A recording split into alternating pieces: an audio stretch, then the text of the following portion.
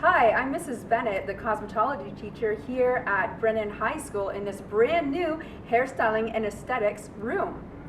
We've worked on administrators, we've worked on math teachers,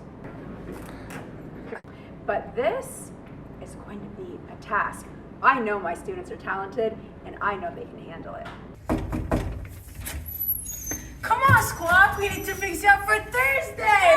Let's go, Squawk. Let's go.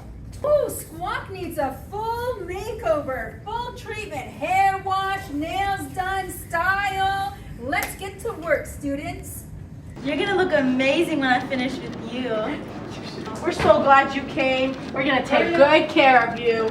Oh, your hair's very damaged and dry. You're gonna need some deep conditioning treatments. But don't worry, it's going to be okay.